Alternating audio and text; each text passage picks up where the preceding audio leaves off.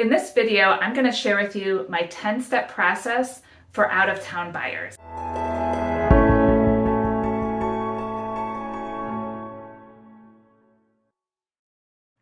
Hi, this is Erin Johnson, founder of Outstanding Ohio and Realtor with eXp Realty.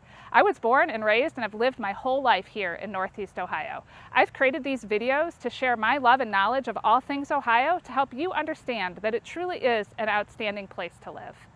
If you're thinking about moving to the Akron or Canton area, I would love to help you find the perfect place for you to call home. I have helped many out-of-state buyers relocate to this area and would love to help you too. Give me a call at 330-227-4355 so we can get started. And here's your Outstanding Ohio video. So this is part 2 in my series for out-of-town buyers. The first part covered how to choose a local agent. This part is going to cover the process. I've come up with 10 steps that I have my buyers follow that get you from start to finish in buying a house when you don't live in the area. So maybe you're out of state, out of country, or maybe in state but in a different part of the state. So the first step, well actually step 0, you should be pre-approved before you even start. You should know what you can qualify for, what you can afford, but let's just assume that's done. So step 1 is to choose a local realtor that you trust. See my video on that for more of my top 5 tips to consider when looking for an agent. But step 2 then is to have a virtual buyer consultation. So get on a Zoom call with your agent, and the agent should have a buyer consultation process where they walk you through the process, talk about how to buy a house remote, what that process will look like, but also really get to know you and what you're looking for and help you narrow in on the area that you should be looking at, which is one of the biggest concerns for out-of-town buyers. So all of that can happen in a virtual buyer consultation. That is step 2. Step 3 is to research the areas and see part 3 of my series on a lot more detail about things you can do to research the area. But this is of course very important to figure out which area do you want to live in, neighborhood, and so forth. So definitely do your research in the area. And then step 4 is to search for the home. So, your agent can set you up on an MLS search so that you're seeing listings as soon as they hit the market. You can do your own searches on Zillow or whatever website you prefer, and start to look for homes that are in those areas that you've researched that you're interested in. Step 5 is, if you can, this is optional, but it does really, I do find it beneficial, if you can make a trip to the area, to tour the area both on your own and with your agent to help again narrow down what area you might be most comfortable in. Go see a few houses with your agent in person so that they can get a feel for what you like and what you don't like. Even if you don't buy a house during that trip, if you can come in for a day or a weekend, see a few houses together, drive through some cities, drive through some neighborhoods, really that can help narrow things down and help get you on the same page as your agent.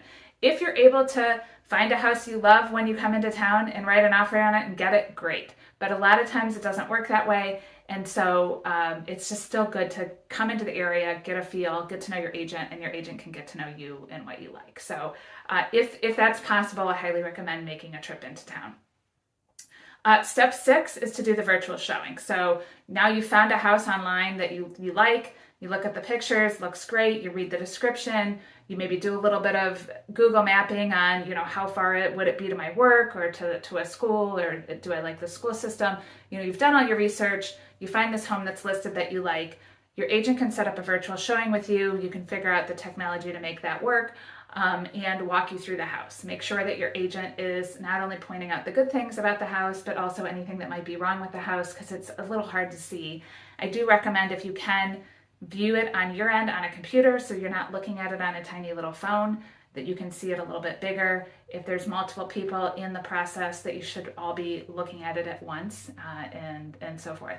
If you do happen to have a friend, a coworker, a family member that already lives in that area that is able to make themselves available to attend that showing in person, and it's someone that you trust and you trust their opinion, that is a great thing to do. You can coordinate. It takes a little bit more coordination. You got to figure out when the agent is free and that person and you, but you can see it virtually while they see it in person. You can tell them to check out different things, take pictures for you, and so forth. I find that to be really helpful for people that are fortunate enough to have somebody in town, which a lot of times people are moving to be back with family, so it kind of works out that way. If not, that's fine, but if you have that opportunity, I would try to take advantage of that.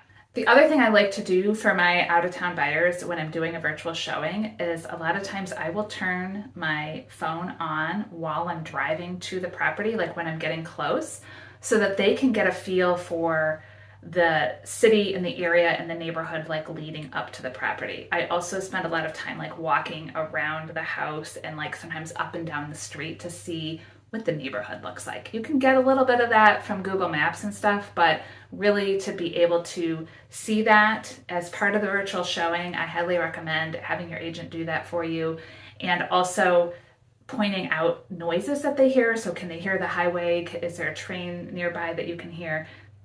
I like to point out things like that too, because those are things you probably would notice if you were here in person and don't necessarily have the opportunity to observe when you're looking at houses remote. So another tip for how to leverage a virtual showing to get the most information that you can.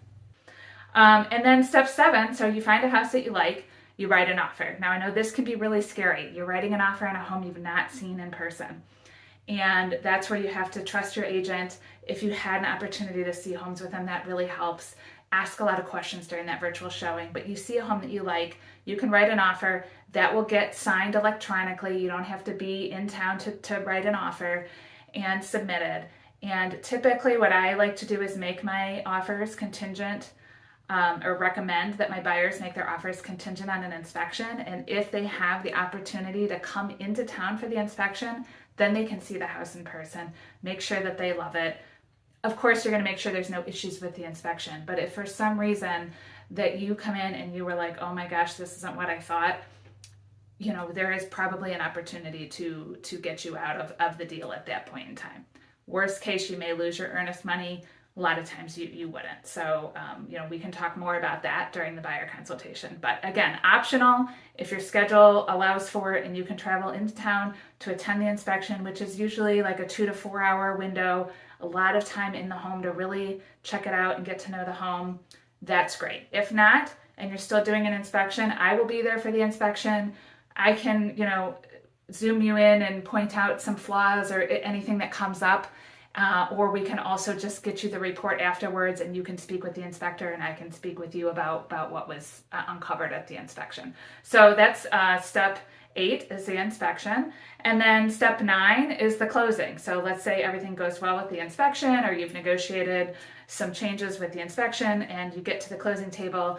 You can sign remotely. You will have to physically sign typically unless you're a cash buyer, but the title company will send somebody out to you wherever you are, and you can sign remotely and you will submit your money via a wire transfer, so you don't have to be in town to sign or to transfer the funds. The title company will help you coordinate all of that.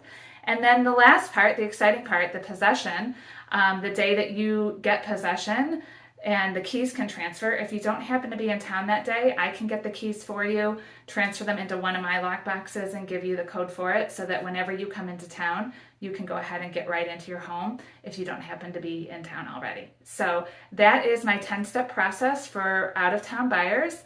And if you are thinking about moving to Northeast Ohio and would like to talk to me about this process and see if we'd be a good fit for each other, I'd love to set up a buyer consultation, get to know what you're looking for, and we can talk through this process in more details to make sure that you're comfortable, because I know it's a really scary thing to do. It's a big thing to do to buy a house at any point in time, but to not be in town for it, I know adds a higher level of stress, and I want to be here for you to help make that process smooth. I've done this for several buyers already in the last couple of years, including one from out of the country. So I'd love to help you too. Give me a call, 330-227-4355. Thank you. Thank you for watching my video. If you are planning to move to Northeast Ohio, please give me a call. I've helped many buyers like you find the perfect neighborhood and house to call home, and I would love to help you too. Check out my other videos about real estate and living in Northeast Ohio on my YouTube channel, and if you like it, please click subscribe so you can be notified as new content is available. If you do live in Ohio or are planning to move here, check out my Facebook group called Outstanding Ohio, where I highlight the people, places, and things that make Ohio great, and it's a great opportunity to meet and engage with other outstanding Ohioans. Thank you.